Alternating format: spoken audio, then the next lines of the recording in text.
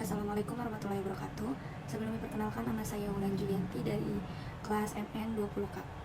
Di sini saya akan menjelaskan tentang materi prinsip-prinsip penjualan personal. Menurut Kotler 2003, personal selling adalah interaksi secara langsung antara penjual satu dengan lebih calon konsumen dengan melakukan presentasi, menjawab pertanyaan, dan menerima pesanan.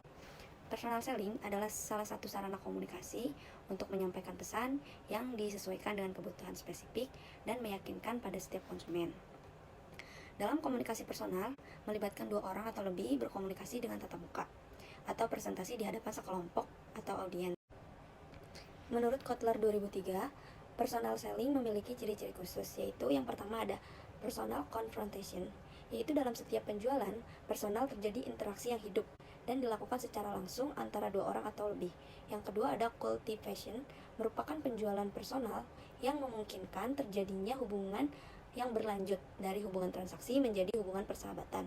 Yang ketiga ada response, yaitu penjualan personal membuat konsumen merasa perlu untuk memperhatikan informasi yang disampaikan oleh seorang sales. Kotler 2003 membagi 3 prinsip utama penjualan personal, yaitu ada profesionalisme, keterampilan negosiasi, dan relationship marketing. Di sini saya akan menjelaskan terlebih dahulu untuk yang profesionalisme. Untuk meningkatkan profesionalisme, seorang sales perusahaan biasanya melakukan berbagai kegiatan pelatihan yang bertujuan agar seorang sales dapat melakukan langkah-langkah penjualan secara efektif. Efektivitas seorang sales ditentukan oleh tercapai atau tidak target penjualan yang sudah ditentukan oleh perusahaan. Yang kedua ada keterampilan negosiasi.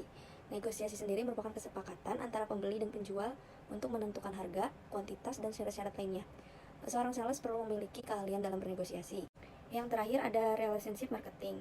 Adalah kegiatan yang dilakukan oleh perusahaan untuk membangun, memelihara, dan meningkatkan hubungan dengan pelanggan dan pihak-pihak lain yang terkait untuk mendapatkan laba, sehingga tujuan masing-masing pihak dapat terpenuhi secara memuaskan. Dalam relationship marketing, perusahaan sebaiknya fokus pada hubungan jangka panjang dengan konsumen, di mana konsumen adalah mitra bisnis, bukan sebagai objek bisnis semata. Banyak manfaat yang didapat baik oleh perusahaan maupun konsumen dengan adanya relationship marketing. Oleh sebab itu, perusahaan perlu mengubah dari hubungan transaksional menjadi relationship marketing.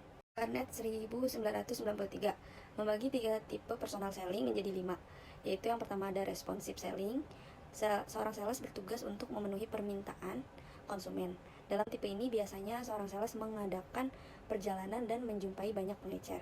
Yang kedua ada trade selling. Seorang sales bertindak sebagai order taker atau menerima pesanan, tetapi lebih fokus pada pelayanan. Yang ketiga ada missionary selling. Tugas utamanya adalah mempromosikan produk baru, kadang-kadang melakukan order taker. Yang keempat ada technical selling. Seorang sales menyelesaikan masalah konsumen dengan keahlian dan pengalamannya. Yang terakhir kelima ada creative selling. Biasanya berhubungan dengan produk, menangani masalah-masalah serius, dan memberikan solusi terbaik. Personal selling memiliki karakteristik yang berbeda dengan alat-alat promosi lainnya, sehingga memiliki beberapa keunggulan. Sutisna 2001.